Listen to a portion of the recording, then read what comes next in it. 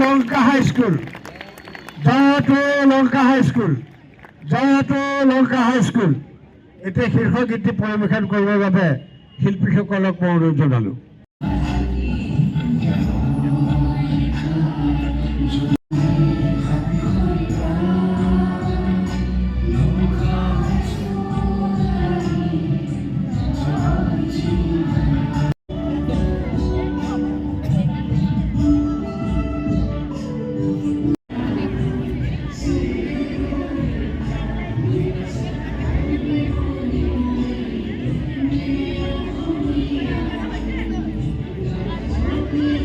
দুইখন পতাকা একেলগে উত্তোলন হ'ব।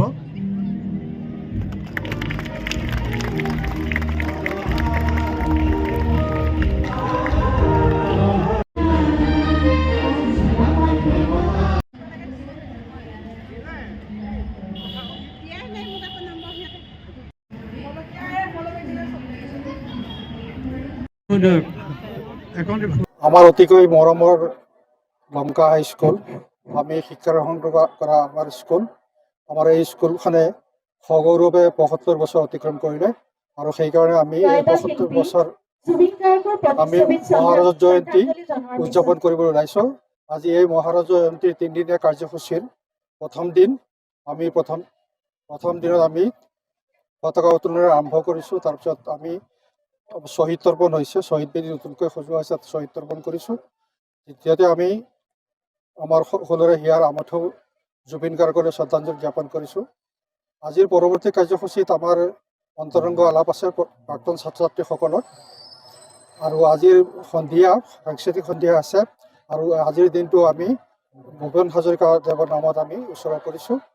আৰু দ্বিতীয় দিনা আমাৰ আলোচনা চক্ৰ আছে। ইয়াত গুৱাহাটী ইউনিভাৰ্চিটিৰ অৱসৰপ্ৰাপ্ত অধ্যাপক মাননীয় আব্দুল মান্নান ডাঙৰীয়া আৰু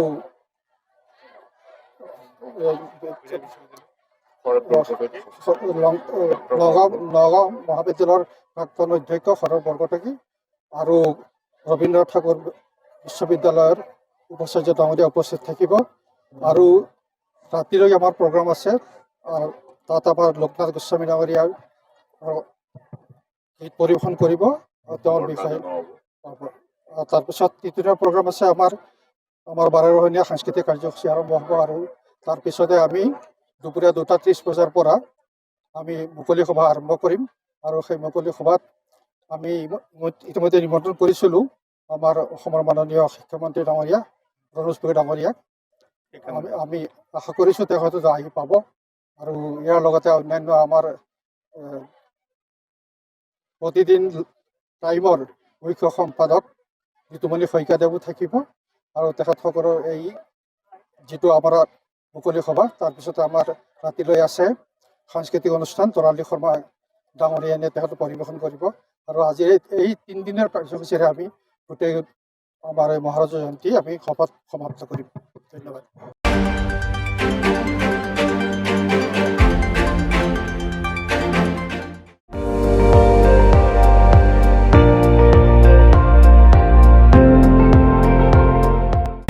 আপুনি চাই আছে ND24, সৰ্বশ্ৰেষ্ঠ নহয় সৰ্বোত্তমৰ দৌৰত।